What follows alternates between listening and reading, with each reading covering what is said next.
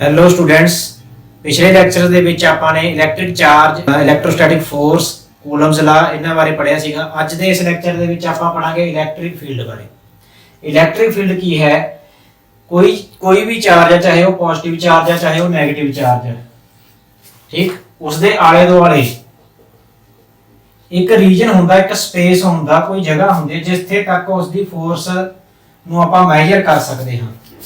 ਜਿਵੇਂ ਕਿ ਆ ਪੋਜ਼ਿਟਿਵ ਚਾਰਜ ਹੈ, इसका कोई अपना एरिया है जिथे तक इसकी जो इलैक्ट्रोस्टैटिक फोर्स है वो लग सकती है, महसूस की जा सकती है किसी अनदर चार्ज करके। इसी तरह कोई नेगेटिव चार्ज होगा अपना एरिया है। तो इलैक्ट्रिक फील्ड की है, it is a space around a charge in which its electrostatic force can be measured, जिथे तक उसकी इलैक्ट्रोस्टैटिक फोर्स मेजर की जा सकती है। फॉर एग्जांपल ये पॉजिटिव चार्ज आ, इत्थे तक इसदा इफेक्ट जांदा गा, इलैक्ट्रोस्टैटिक फोर्स इत्थे तक इसकी लगती है। जेकर कोई चार्ज ये रखा जाता है, इस फील्ड दे विच, इस इलैक्ट्रिक फील्ड दे विच रखा जाता है, तो उत्थे इस ते इलैक्ट्रोस्टैटिक फोर्स लगेगी इस चार्ज करके, ठीक है। जेकर आप इस इलैक्ट्रिक फील्ड की रेंज तो बाहर आप कोई चार्ज रखते हैं तो उत्थे इस इलैक्ट्रोस्टैटिक फोर्स का कोई इफेक्ट नहीं होगा। तो इलैक्ट्रिक फील्ड की एक रीजन आ अराउंड ए चार्ज, जिथे तक उसकी इलैक्ट्रोस्टैटिक फोर्स मेजर कर सकते हैं आप, उत्थे तक उसका इफेक्ट जाता है। अगली जो टर्म अपने को है इलैक्ट्रिक फील्ड ਨੂੰ मेजर ਕਰਨ ਦੇ ਲਈ, electric field intensity. Electric field intensity ਇਸ ਨੂੰ ਆਪਾਂ E ਦੇ ਨਾਲ ਡਿਨੋਟ ਕਰਦੇ ਹਾਂ। इलैक्ट्रिक फील्ड इंटेंसिटी ਕੀ ਹੈ? ਇਹ मेजर ਕਰਦੀ ਹੈ ਕਿ ਕਿਸੇ ਟੈਸਟ ਚਾਰਜ ਤੇ ਕੋਈ ਆਪਾਂ ਚਾਰਜ ਰੱਖ ਕੇ ਦੇਖਾਂਗੇ ਕਿਸੇ ਚਾਰਜ ਦੇ ਇਲੈਕਟ੍ਰਿਕ ਫੀਲਡ ਦੇ ਰੀਜਨ ਦੇ ਵਿੱਚ ਕਿ ਉਸ ਤੇ ਕਿੰਨੀ ਕੁ ਫੋਰਸ ਲੱਗਦੀ ਹੈ। ਤਾਂ ਇਹਦੀ ਡੈਫੀਨੇਸ਼ਨ ਕੀ ਹੈ? Electric field is defined as force per unit test charge। Q0 की है टेस्ट चार्ज है।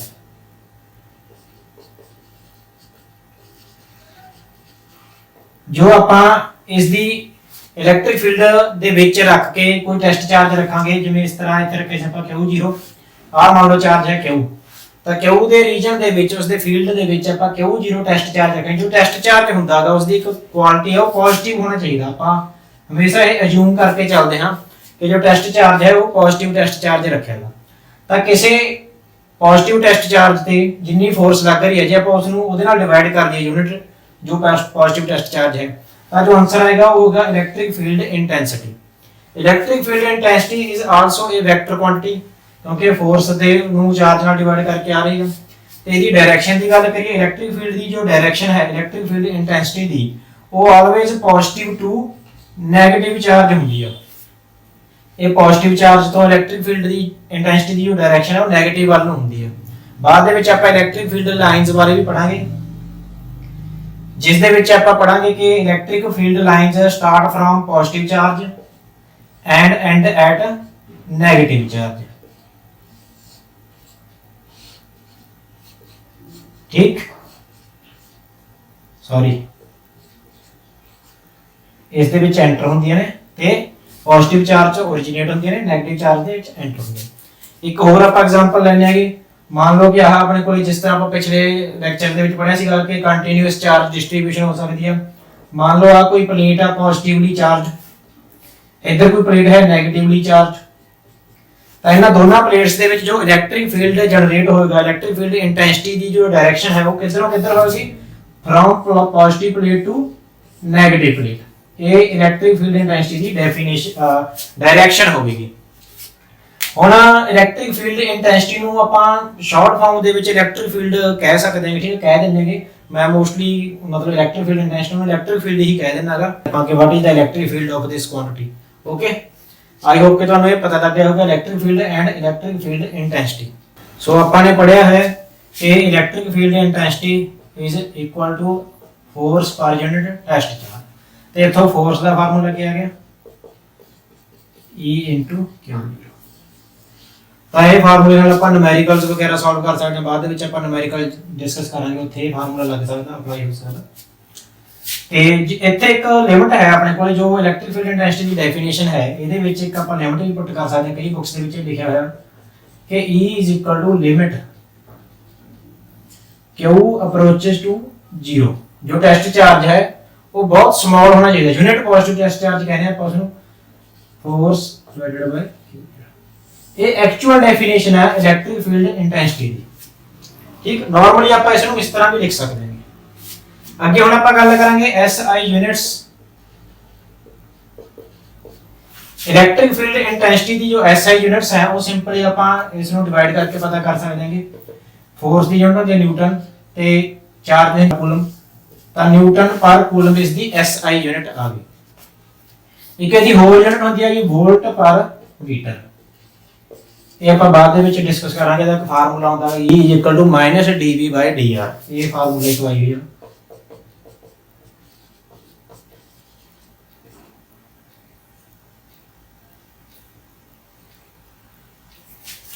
ठीक, ਤੇ ਇਹਦਾ ਆਪਾਂ ਡਾਈਮੈਂਸ਼ਨਲ ਫਾਰਮੂਲਾ ਵੀ ਪਤਾ ਕਰ ਸਕਦੇ ਹਾਂਗੇ। ਡਾਈਮੈਂਸ਼ਨਲ ਫਾਰਮੂਲਾ E ਦਾ ਕਿਸ ਤਰ੍ਹਾਂ ਇਸੇ ਫਾਰਮੂਲੇ ਦਾ ਆਪਾਂ ਡਿਰਾਈਵ ਕਰਾਂਗੇ।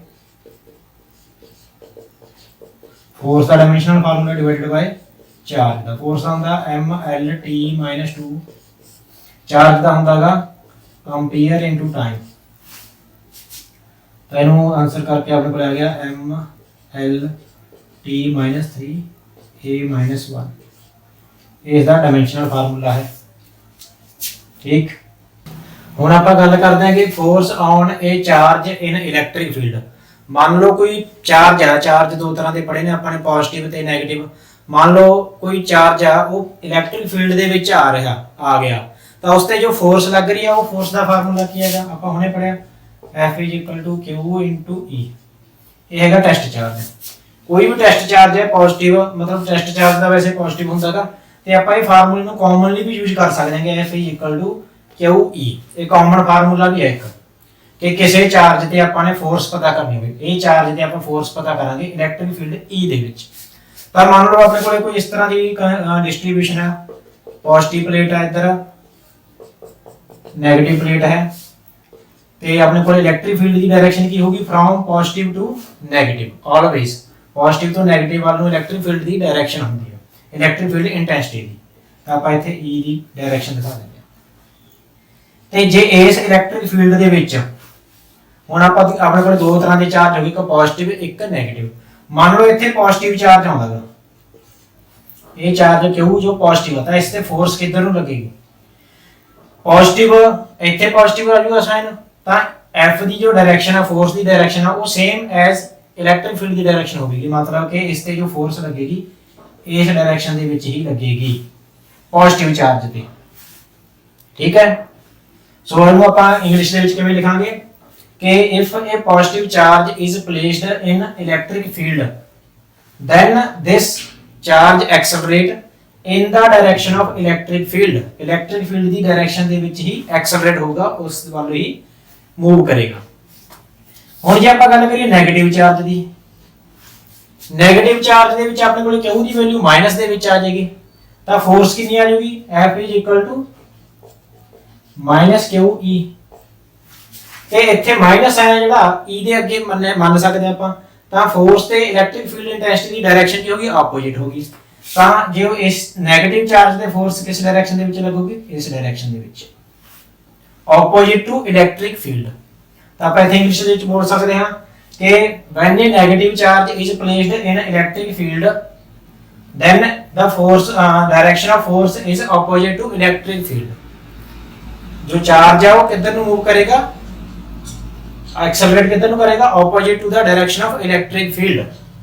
ऐसी जेकर कोई चार्ज ਨੂੰ ਆਪਾਂ इलेक्ट्रिक फील्ड ਦੇ ਵਿੱਚ ਰੱਖਦੇ ਹਾਂ ਤਾਂ ਉਸ ਤੇ ਫੋਰਸ ਲੱਗਦੀ ਹੈ ਇਸ ਤਰ੍ਹਾਂ। ਹਾਂਜੀ, ਹੁਣ ਜੋ ਆਪਣਾ ਅਗਲਾ ਆਰਟੀਕਲ ਹੈ electric field intensity due to a single charge.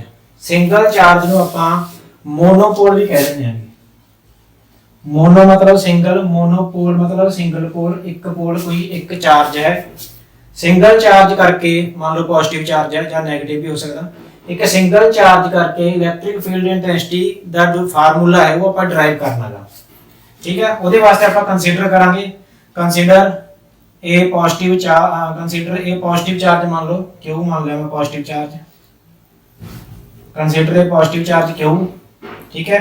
ਇਸ ਦੇ ਕਰਕੇ ਆਪਾਂ ਇਲੈਕਟ੍ਰਿਕ ਫੀਲਡ ਇੰਟੈਂਸਿਟੀ ਦਾ ਫਾਰਮੂਲਾ ਡਰਾਈਵ ਕਰਨਾ ਚਾਹਾਂਗੇ, ਤਾਂ ਉਹਦੇ ਵਾਸਤੇ ਆਪਾਂ ਕੀ ਕਰਾਂਗੇ, ਇੱਕ ਟੈਸਟ ਚਾਰਜ ਰੱਖਾਂਗੇ, ਯੂਨਿਟ ਪੋਜ਼ਿਟਿਵ ਟੈਸਟ ਚਾਰਜ ਰੱਖਾਂਗੇ ਇਸ ਦੇ ਇਲੈਕਟ੍ਰਿਕ ਫੀਲਡ ਦੇ ਵਿੱਚ। ਮੰਨ ਲਓ ਇਹਦਾ ਇਲੈਕਟ੍ਰਿਕ ਫੀਲਡ ਕਾਫੀ ਹੈ, ਤਾਂ ਇੱਥੇ ਆਪਾਂ ਨੇ ਇੱਕ unit positive test charge assume ਕਰ ਲਿਆ Q0, ਇਹ ਹੈ test charge.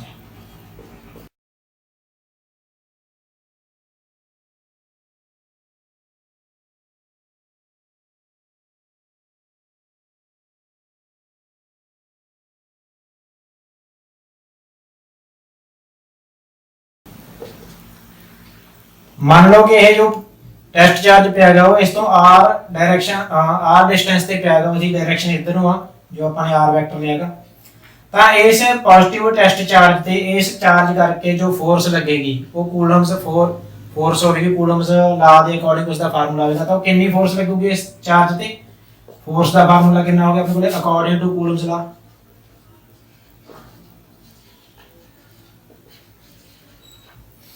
F is equal to 1/4 pi epsilon naught first charge Q into second charge Q0 upon distance between them कितनी है r स्क्वायर, ये डायरेक्शन की होगी r कैप, ये वेक्टर फॉर्म ਦੇ ਵਿੱਚ ਮੈਂ ਕੂਲਮਸ ਲਾ ਲਗਾਇਆ ਤੇ ਆਪਣੇ ਕੋਲੇ ਕੀ ਹੈਗਾ ਇਲੈਕਟ੍ਰਿਕ ਫੀਲਡ ਦਾ ਕੀ ਫਾਰਮੂਲਾ ਦਾ F is equal to E is equal to force per unit test charge, ये डेफिनेशन है इलेक्ट्रिक फील्ड इंटेंसिटी दी, तो आप इस फार्मूले ਦੇ ਵਿੱਚ ਪੁੱਟ ਕਰ ਦਿੰਦੇ F ਦੀ ਵੈਲਿਊ, ਤਾਂ ਆ ਗਿਆ ਆਪਣੇ ਕੋਲੇ 1/4 pi epsilon not Q0 upon r square, ਤੇ ਆ ਜਿਹੜਾ ਇਹਨੂੰ ਡਿਵਾਈਡ ਕਰਤਾ ਆਪਾਂ ਨੇ Q0 ਨਾਲ, नीचे Q0 ਆ ਗਿਆ, ऊपर r कैप डायरेक्शन है, ਤਾਂ कैंसिल आउट होके ਆਪਣੇ ਕੋਲੇ E इलेक्ट्रिक फील्ड इंटेंसिटी ਦੀ जो फार्मूला है वो कितना आ गया 1/4 pi epsilon not Q over r square into r cap, ये वेक्टर फॉर्म ਦੇ ਵਿੱਚ ਆ। ਜੇ ਮੈਗਨੀਟਿਊਡ ਦੇ ਵਿੱਚ ਲਿਖਣਾ ਹੋਵੇ ਤਾਂ ਆਪਾਂ ਮੈਗਨੀਟਿਊਡ ਦੇ ਵਿੱਚ ਸਿੰਪਲੀ ਲਿਖ ਦਾਂਗੇ E is equal to 1/4 pi epsilon naught Q by r square, this is in magnitude। Magnitude ਦੇ ਵਿੱਚ ਆਪਾਂ ਡਾਇਰੈਕਸ਼ਨ ਹੀ ਲਿਖਦੇ ਹੁੰਦੇ ਆ ਵਾਲੀ, ਠੀਕ ਹੈ, ਕਦੀ ਸਿਰਫ ਵੈਲਿਊ ਦੱਸ ਦਿੰਦੇ ਹੈਗੇ। ਤਾਂ ਇਹ ਸੀਗਾ expression for electric field intensity due to a single charge ਜਾਂ ਮੋਨੋਪੋਲ, ਇਹ ਇੱਕ ਸਿੰਗਲ ਚਾਰਜ ਆ, ਮੋਨੋਪੋਲ ਆ, ਠੀਕ ਹੈ। ਤਾਂ ਉਹਦਾ ਆਨਸਰ ਕਿੰਨਾ ਆ ਗਿਆ ਇਹ ਵਾਲਾ। ਜੇਕਰ ਆਪਾਂ ਗ੍ਰਾਫ ਬਣਾ ਕੇ ਦੇਖੀਏ, ਮੰਨ ਲਓ ਆਪਾਂ ਇੱਥੋਂ ਇਸੇ ਫਾਰਮੂਲੇ ਤੋਂ ਦੇਖ ਲਾਂਗੇ E is directly proportional to Q, ਦੂਜਾ E is inversely proportional to r square, ਤੇ E ਤੇ R ਦੇ ਵਿੱਚ ਜੋ ਗ੍ਰਾਫ ਹੈ ਫੋਰਸ ਤੇ R ਦੇ ਵਰਗਾ ਹੀ ਹੋਵੇਗਾ, ਇਸ ਤਰ੍ਹਾਂ ਦਾ ਐਕਸਪੋਨੈਂਸ਼ੀਅਲ ਡਿਕਰੀਜ਼ਿੰਗ ਵਰਗਾ ਗ੍ਰਾਫ ਹੋਵੇਗਾ, ਠੀਕ। ਪਿਛਲੇ ਟੌਪਿਕ ਦੇ ਵਿੱਚ ਆਪਾਂ ਨੇ ਮੋਨੋਪੋਲ ਬਾਰੇ ਪੜ੍ਹਿਆ ਸੀ, ਮਤਲਬ ਸਿੰਗਲ ਚਾਰਜ ਕਰਕੇ ਇਲੈਕਟ੍ਰਿਕ ਫੀਲਡ ਬਾਰੇ ਪੜ੍ਹਿਆ ਸੀ। ਤੇ ਜੇ ਆਪਣੇ ਕੋਲੇ ਹੋਵੇ ਦੋ ਚਾਰजेस ਡਾਈਪੋਲ, ਉਹਨੂੰ ਆਪਾਂ ਡਾਈਪੋਲ ਕਹਿੰਦੇ, ਉਹਦੀ ਇੱਕ ਕੰਡੀਸ਼ਨ ਆ। ਤੇ ਆਪਾਂ ਹੁਣ ਪੜ੍ਹਨਾਗਾ ਇਲੈਕਟ੍ਰਿਕ ਡਾਈਪੋਲ ਬਾਰੇ, ਠੀਕ। A system of two equal and opposite charges placed at some distance is called electric dipole। electric dipole ਕੀ ਹੈ, ਇੱਕ ਸਿਸਟਮ ਆ ਦੋ ਚਾਰजेस ਦਾ, ਬਟ ਜਿਹੜੇ ਉਹ ਦੋ ਚਾਰਜ ਨੇ ਉਹ ਇਕੁਅਲ ਹੋਣੇ ਚਾਹੀਦੇ ਨੇ ਮੈਗਨੀਟਿਊਡ ਦੇ ਵਿੱਚ, ਬਟ ਆਪੋਜ਼ਿਟ ਹੋਣੇ ਚਾਹੀਦੇ ਨੇ ਸਾਈਨ ਦੇ ਵਿੱਚ। ਤਾਂ ਮੰਨ ਲਓ ਇੱਕ ਪਲੱਸ Q ਆ, ਇੱਕ ਹੈਗਾ ਮਾਈਨਸ Q, ਇਹ ਦੋ ਇਕੁਅਲ ਤੇ ਆਪੋਜ਼ਿਟ ਚਾਰਜ ਹੋ ਗਏ, ਤੇ ਇਹਨਾਂ ਦੇ ਵਿੱਚ ਕੁਝ ਡਿਸਟੈਂਸ ਹੋਣੀ ਚਾਹੀਦੀ ਹੈ, ਸੈਪਰੇਸ਼ਨ ਬਿਟਵੀਨ them ਹੋਣੀ ਚਾਹੀਦੀ ਆ। ਮੰਨ ਲਓ ਫॉर ਐਗਜ਼ਾਮਪਲ ਆਪਾਂ ਇੱਥੇ 2L ਮੰਨ ਲਿਆ, ਕਈ ਬੁੱਕਸ ਦੇ ਵਿੱਚ ਇਹਨੂੰ 2A ਵੀ ਲਿਖ ਦਿੰਦੇ ਨੇ, ਇਟ ਡਸ ਨਾਟ ਮੈਟਰ, ਇਹਦਾ ਕੋਈ ਫਰਕ ਨਹੀਂ ਪੈਂਦਾ, ਉਹ ਆਪਣੀ ਆਪਣੀ ਬੁੱਕ ਦੀ ਵਰਡਿੰਗ ਆ, ਠੀਕ ਆ, ਕੋਈ ਕਿਸ ਤਰ੍ਹਾਂ ਲਿਖਦਾ ਕੋਈ ਕਿਸ ਤਰ੍ਹਾਂ ਲਿਖਦਾ। ਤਾਂ 2A 2L 2R ਕੁਝ ਵੀ ਲਿਖਿਆ ਹੋ ਸਕਦਾ ਹੈ ਤੁਸੀਂ, ਠੀਕ ਹੈ। ਆਪਾਂ ਜੋ ਯੂਜ਼ ਕਰਾਂਗੇ ਆਪਾਂ 2L ਯੂਜ਼ ਕਰਾਂਗੇ, ਅਗਲੇ ਆਰਟੀਕਲਸ ਦੇ ਵਿੱਚ ਵੀ ਆਪਾਂ ਇਸ ਨਾਲ ਰਿਲੇਟਡ ਕਈ ਆਰਟੀਕਲ ਪੜ੍ਹਨੇ ਨੇਗੇ। ਤਾਂ ਡਿਸਟੈਂਸ ਕਿੰਨੀ ਹੈਗੀ ਦੋਨੋਂ ਚਾਰजेस ਦੇ ਵਿੱਚ 2L, ਤੇ ਦੋਨਾਂ ਦੇ ਵਿੱਚ ਕੁਝ ਸੈਪਰੇਸ਼ਨ ਹੈ, ਇਹ ਦੋ ਚਾਰਜ ਨੇ ਸੇਮ ਵੈਲਿਊ ਦੇ ਨੇ ਬਟ ਆਪੋਜ਼ਿਟ ਇਨ नेचर। ਤਾਂ ਇਸ ਸਿਸਟਮ ਨੂੰ ਆਪਾਂ ਇਸ ਨੂੰ ਕਹਿੰਦੇ ਨੇ, ਇਸ ਸਿਸਟਮ ਨੂੰ ਕਹਿੰਦੇ ਆਪਾਂ ਇਲੈਕਟ੍ਰਿਕ ਡਾਈਪੋਲ, ਕਲੀਅਰ ਆ। ਇੱਕ ਹੁੰਦਾ ਆਪਣੇ ਕੋਲੇ ਆਈਡੀਅਲ ਡਾਈਪੋਲ। ਆਈਡੀਅਲ ਡਾਈਪੋਲ ਕਿਸ ਨੂੰ ਕਹਾਂਗੇ ਆਪਾਂ,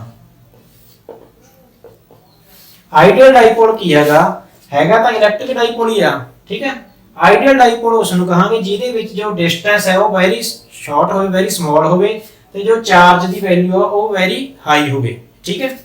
मतलब क्या लार्ज ਚਾਰਜ ਲਾਰਜ ਚਾਰਜ ਦਾ ਕੀ ਮਤਲਬ ਹੈਗਾ ਕਿ ਉਸ ਤੇ ਵੈਲਿਊ ਜੋ ਚਾਰਜ ਦੀ ਹੈ ਉਹ ਕਾਫੀ ਜ਼ਿਆਦਾ ਮਾਈਕਰੋ ਕੂਲਮ ਜਾਂ ਕੂਲਮ ਦੇ ਵਿੱਚ ਹੋਵੇ, ਬਟ ਜਿਹੜੀ ਡਿਸਟੈਂਸ ਹੈ ਸੈਪਰੇਸ਼ਨ ਬਿਟਵੀਨ them ਉਹ ਸਮਾਲ ਹੋਵੇ। ਸੈਪਰੇਸ਼ਨ ਕੀ ਹੋਵੇ? ਸਮਾਲ। ਤਾਂ ਇਸ ਤਰ੍ਹਾਂ ਦੀਆਂ ਜੋ ਕੰਡੀਸ਼ਨਾਂ ਨੇਗੀਆਂ ਉਸ ਇਲੈਕਟ੍ਰਿਕ ਡਾਈਪੋਲ ਆਪਾਂ ਕਹਿੰਦੇ ਕਿ ਆਈਡੀਅਲ ਡਾਈਪੋਲ, ਕਿ ਉਹ ਆਪਣੇ ਵਾਸਤੇ ਆਈਡੀਅਲ ਹੈ। ਠੀਕ ਹੈ, ਤਾਂ ਆਈਡੀਅਲ ਡਾਈਪੋਲਸ ਨੂੰ ਲੈ ਕੇ ਆਪਣੇ ਕੋਲ ਅੱਗੇ 2-3 ਆਰਟੀਕਲਸ ਨੇ, ਆਪਾਂ ਉਹ ਪੜਾਂਗੇ ਬਾਅਦ ਦੇ ਵਿੱਚ। ਵੈਰੀ ਇੰਪੋਰਟੈਂਟ ਨੇ। ਠੀਕ ਆ, ਇਹ ਵੈਰੀ ਇੰਪੋਰਟੈਂਟ ਆ। ਇਲੈਕਟ੍ਰਿਕ ਡਾਈਪੋਲ ਕੀ ਹੁੰਦਾ ਹੈ, ਡੈਫੀਨੇਸ਼ਨ ਕਈ ਵਾਰੀ ਬੋਰਡ ਦੇ ਐਗਜ਼ਾਮ ਦੇ ਵਿੱਚ ਪੁੱਛੀ ਗਈ ਆ। ਠੀਕ ਆ, ਇਹ ਆਪਣੀ ਡੈਫੀਨੇਸ਼ਨ ਆ। ਆਈਡੀਅਲ ਡਾਈਪੋਲ ਵੀ ਪੁੱਛਿਆ ਹੈਗਾ, ਇਹਦੇ ਵਾਸਤੇ ਕੀ ਕੰਡੀਸ਼ਨ ਆ? ਸਿੰਪਲ ਡਾਈਪੋਲ ਆ ਬਟ ਚਾਰਜ ਲਾਰਜ ਹੋਣਾ ਚਾਹੀਦਾ ਤੇ ਸੈਪਰੇਸ਼ਨ ਸਮਾਲ ਹੋਣੀ ਚਾਹੀਦੀ ਹੈ। ਹਾਂਜੀ, ਹੁਣ ਆਪਾਂ ਨੇ ਪੜ੍ਹਨਾ ਹੈ ਇਲੈਕਟ੍ਰਿਕ ਡਾਈਪੋਲ ਮੂਵਮੈਂਟ ਬਾਰੇ, ਜਿਸ ਨੂੰ ਆਪਾਂ ਸਮਾਲ p ਵੈਕਟਰ ਨਾਲ ਡਿਨੋਟ ਕਰਦੇ ਹਾਂ। ਕੀ ਆ? ਪਹਿਲਾਂ ਆਪਾਂ ਇਹਦੀ ਡੈਫੀਨੇਸ਼ਨ ਪੜ੍ਹਦੇ ਹਾਂ। It is defined as the product of either charge and separation between them।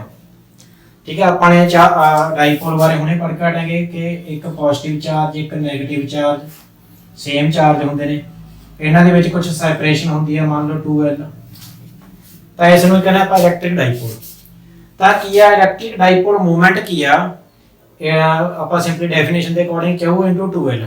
ਇੱਕ ਚਾਰਜ ਲਓ, ਇਹਨਾਂ ਦੇ ਵਿੱਚ ਜੋ ਡਿਸਟੈਂਸ ਆ, ਕਿਉਂਕਿ ਦੋਨੋਂ ਚਾਰਜ ਸੇਮ ਨੇ ਮੈਗਨੀਟਿਊਡ ਦੇ ਵਿੱਚ, ਤੇ ਡਿਸਟੈਂਸ ਹੈਗਾ 2l, ਦੋਨਾਂ ਨੂੰ ਪ੍ਰੋਡਕਟ ਕਰ ਦਿਓ, ਉਹਨੂੰ ਆਪਾਂ ਕਹਿੰਦੇ ਕਿ dipole movement, electric dipole movement. Vector form ਦੇ ਵਿੱਚ ਆਪਾਂ ਇਸ ਨੂੰ ਲਿਖਾਂਗੇ p vector Q 2l vector, ਕਿਉਂਕਿ Q ਤਾਂ ਇੱਕ ਸਕੇਲਰ ਕੁਆਂਟੀਟੀ ਆ, ਆਪਣੇ ਕੋਲ ਜੋ l ਹੈ ਉਹੀ ਵੈਕਟਰ ਕੁਆਂਟੀਟੀ ਹੈ ਜੋ ਡਿਸਟੈਂਸ ਹੈ। ਤੇ ਜੇ ਆਪਾਂ ਹੁਣ ਇਹਦੀ ਗੱਲ ਕਰੀਏ ਡਾਇਰੈਕਸ਼ਨ ਦੀ, ਇਲੈਕਟ੍ਰਿਕ ਡਾਈਪੋਲ ਮੂਵਮੈਂਟ ਦੀ ਡਾਇਰੈਕਸ਼ਨ ਕੀ ਹੁੰਦੀ ਹੈ? It is always from negative to positive charge. Negative to positive. ਤਾਂ ਜੇ ਆਪਾਂ ਇਸ ਡਾਇਗਰਾਮ ਦੇ ਵਿੱਚ ਦੇਖੀਏ, ਇਸ ਡਾਈਪੋਲ ਦੇ ਵਿੱਚ, ਤਾਂ ਡਾਈਪੋਲ ਮੂਵਮੈਂਟ ਦੀ ਡਾਇਰੈਕਸ਼ਨ ਕੀ ਹੋਵੇਗੀ? From negative to positive, p vector. ਠੀਕ ਹੈ, ਇਸੀ ਡਾਇਰੈਕਸ਼ਨ। ਹੁਣ ਆਪਾਂ ਗੱਲ ਕਰਦੇ ਹਾਂ ਕਿ ਇਲੈਕਟ੍ਰਿਕ ਡਾਈਪੋਲ ਮੂਵਮੈਂਟ ਹੈ ਕੀ ਚੀਜ਼।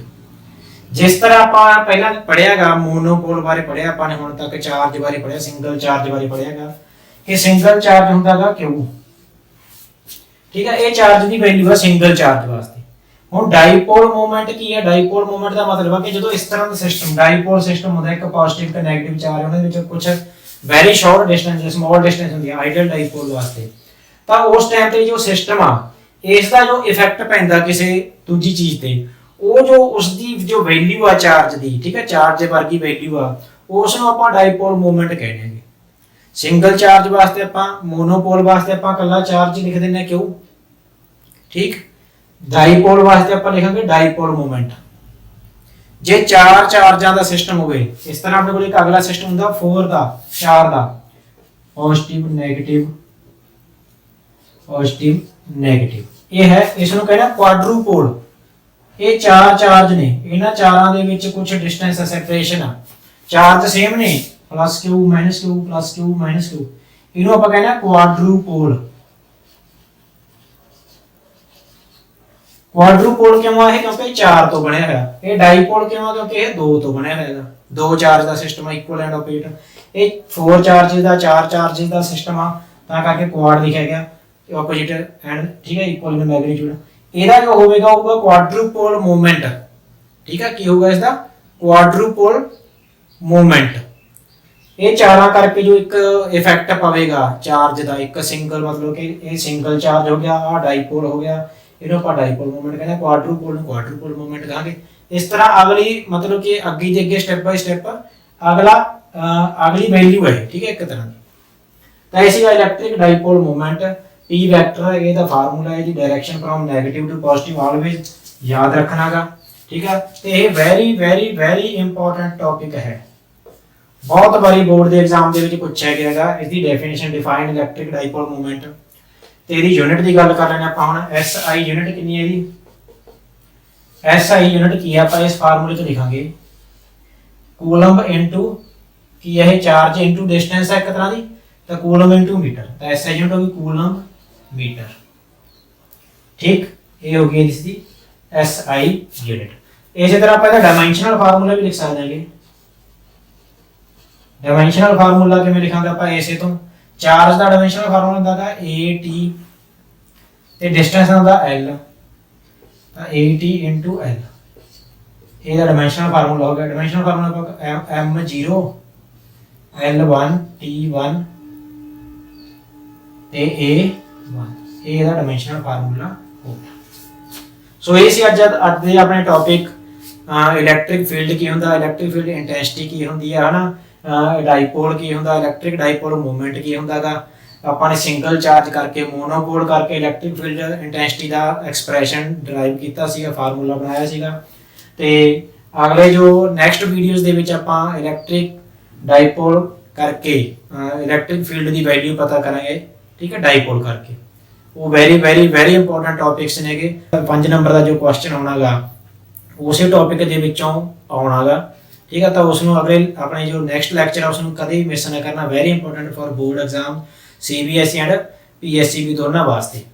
ਆਈ ਹੋਪ ਕਿ ਤੁਹਾਨੂੰ ਅੱਜ ਦਾ ਜੋ ਟੌਪਿਕ ਸੀਗਾ ਉਹ ਚੰਗੀ ਤਰ੍ਹਾਂ ਸਮਝ ਲੱਗ ਗਿਆ ਹੋਵੇਗਾ। ਮਿਲਦੇ ਹਾਂ ਨੈਕਸਟ ਲੈਕਚਰ ਦੇ ਵਿੱਚ। Thank you.